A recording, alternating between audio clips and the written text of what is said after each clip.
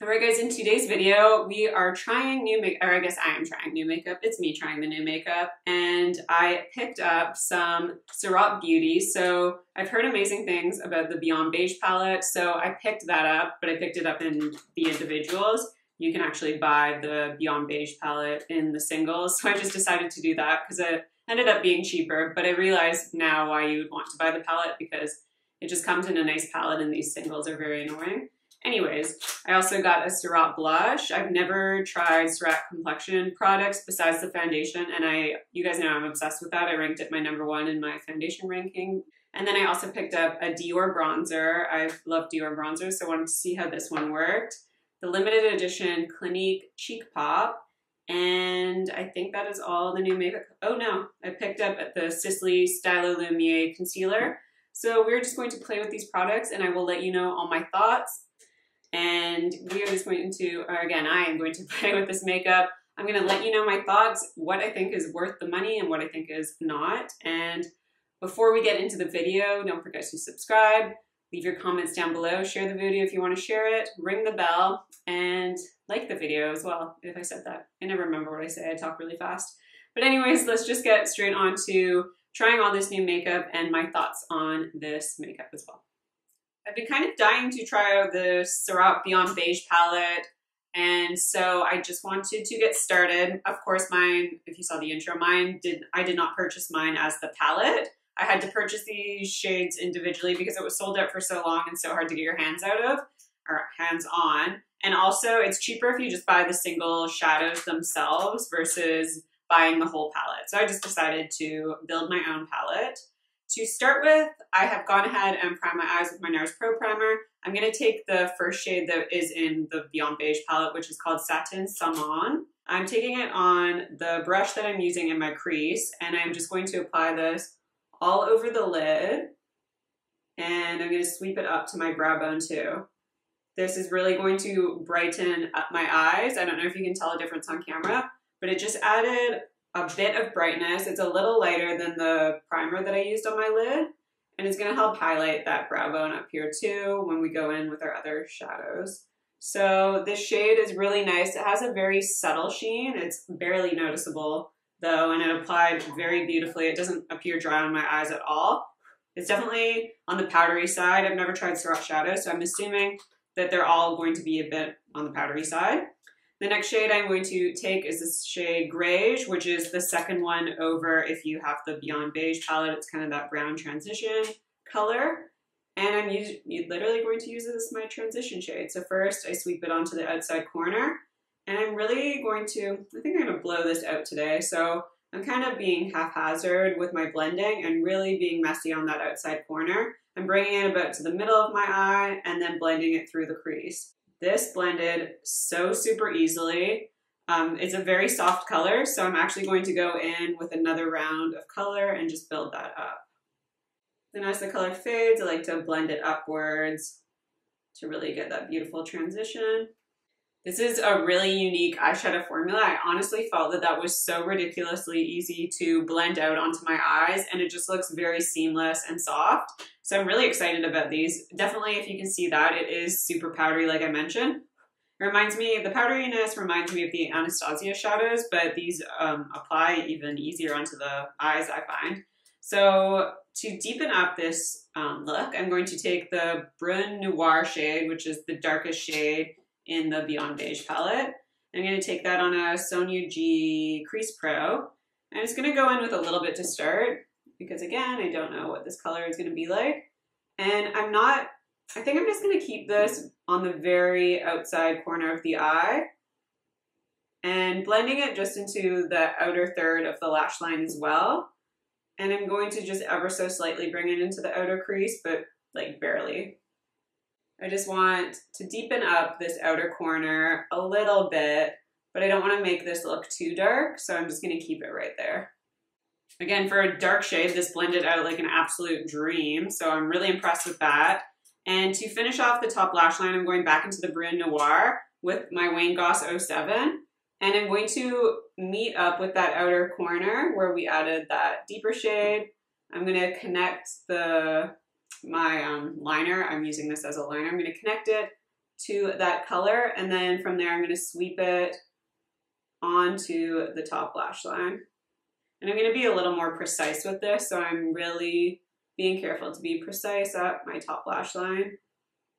So I'd say all those shades, they blended, like I said, like a dream, very easy to work with, but they all have a very soft sheen to them. It's not noticeable on the eye, like I don't think the naked eye could pick it up, but you can notice it when you look at the pan itself.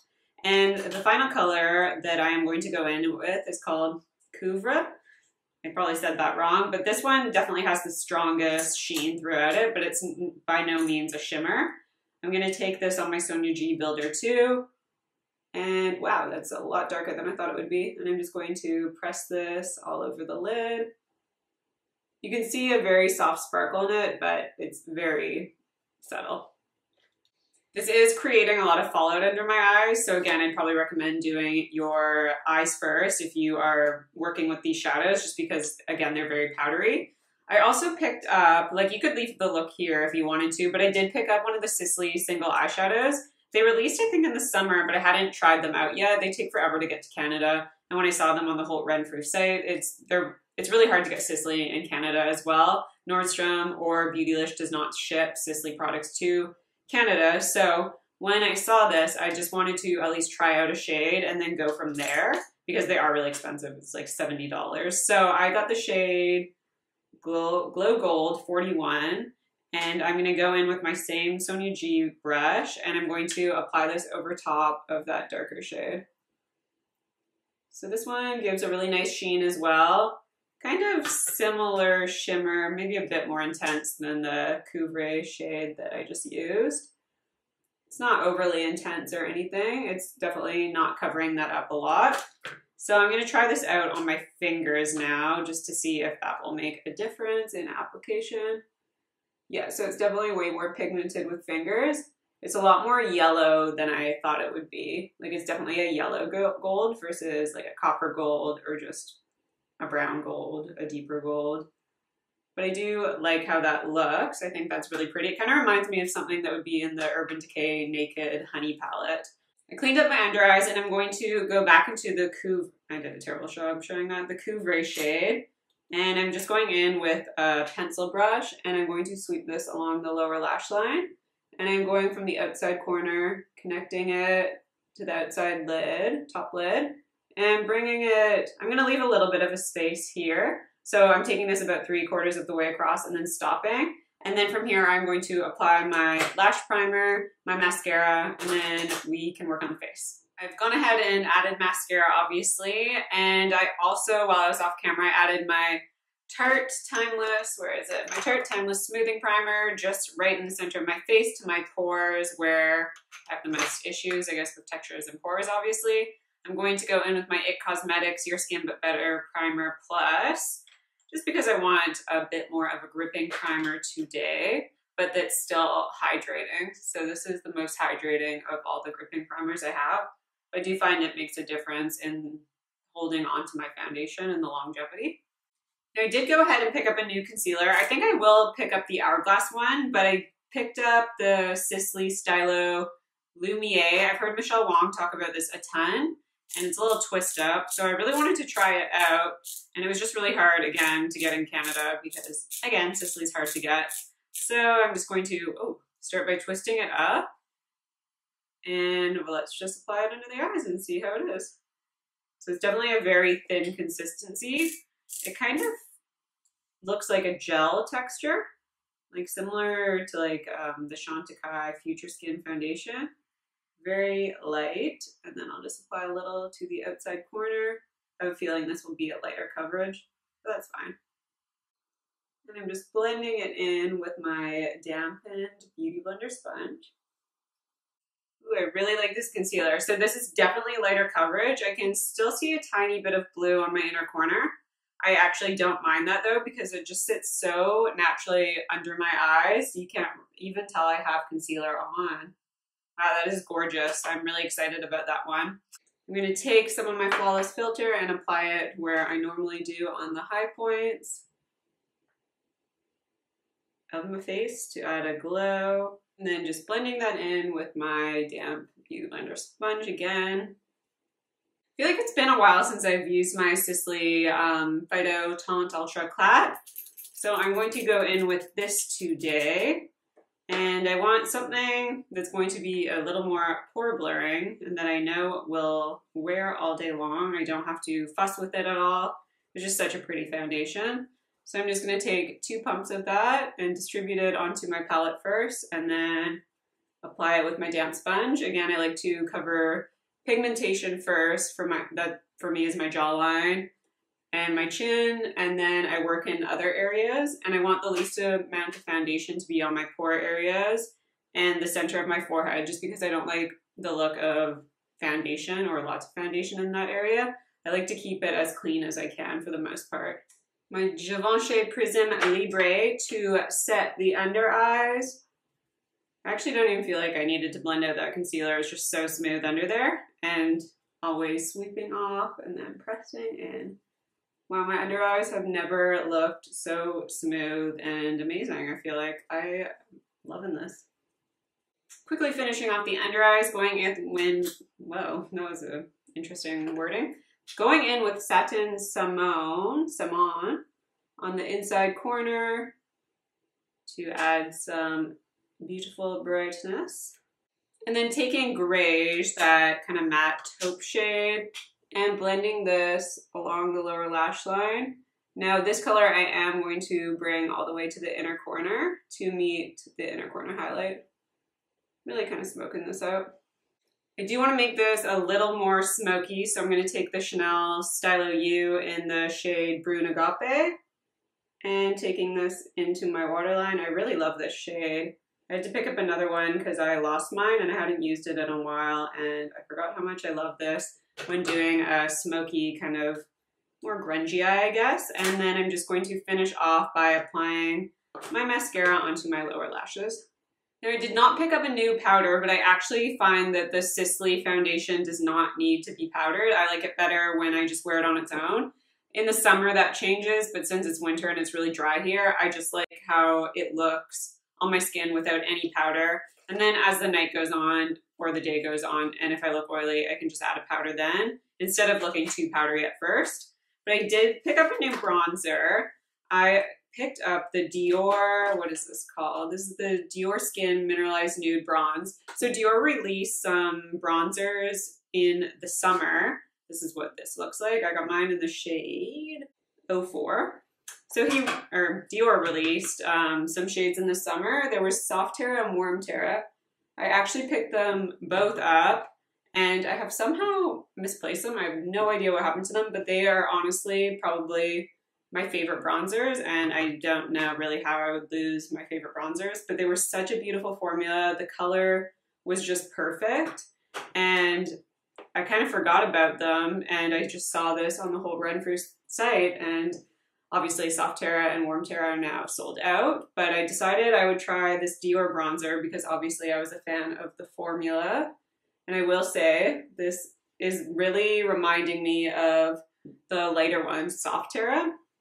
A very gorgeous color, a little more on the intense side. I'm used to more, I really like the Sisley and the Chantecaille bronzers. They're very buildable bronzers.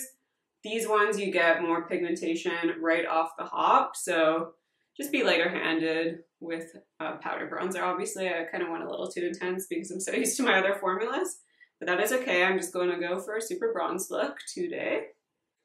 I did pick up a Surratt blush. I've never tried them before. I will say I absolutely hate the packaging. I think you're supposed to, the same idea with the eyeshadows, you're supposed to buy kind of a palette and put them in there, but it's just very flimsy and cheap for the price you're paying.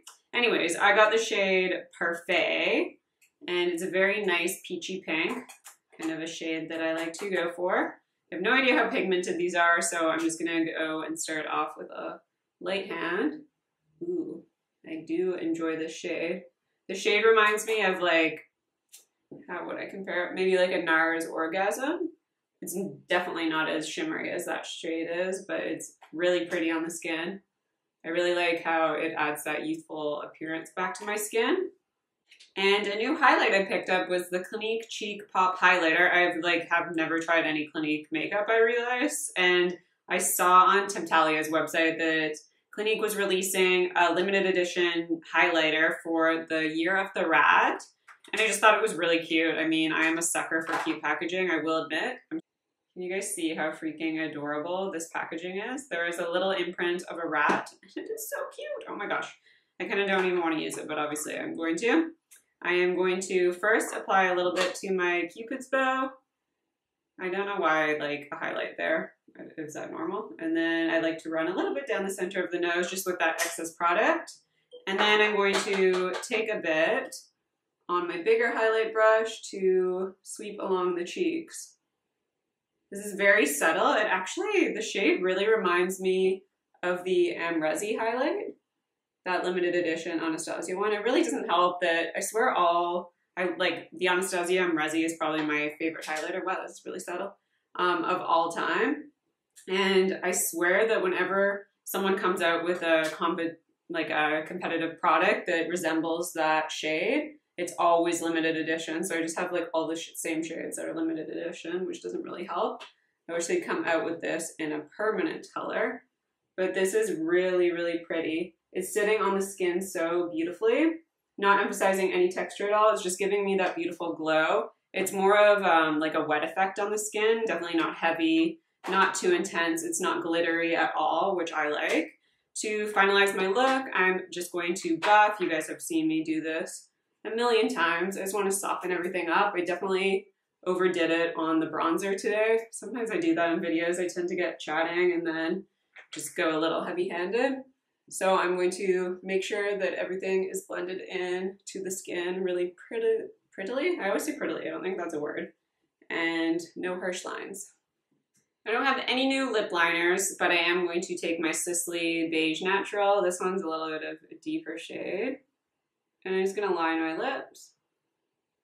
Then I am going to take the little brush on the other end and blend that in so that I don't have to go in with any additional product, and it just blends into my lips really well. Taking the Tom Ford Heavenly Creature Lip Color Matte. This is super matte on me, so I like to dab it on because I don't want to put it in an opaque layer on my lips. And then to finalize things, my Pat McGrath Faux Real Lip Lust Gloss. All right, the look is complete, and I'm going to quickly run over my thoughts on the new products that I tried out.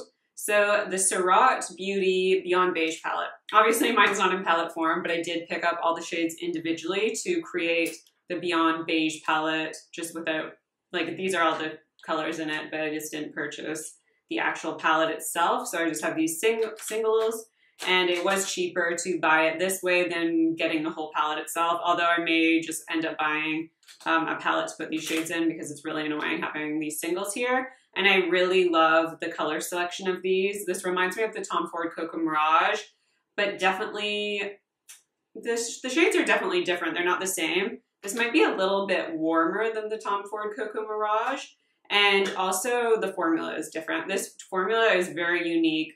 It pretty much blends itself. I was so shocked by how the deeper shade blended.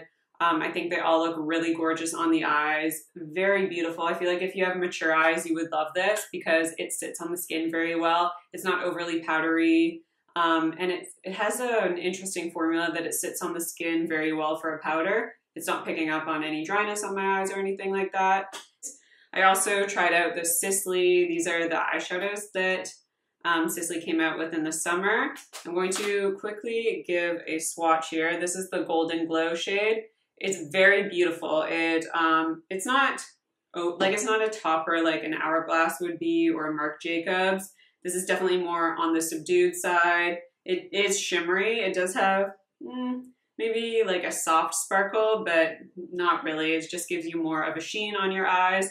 It's a really nice gold color though, more on the yellow gold side.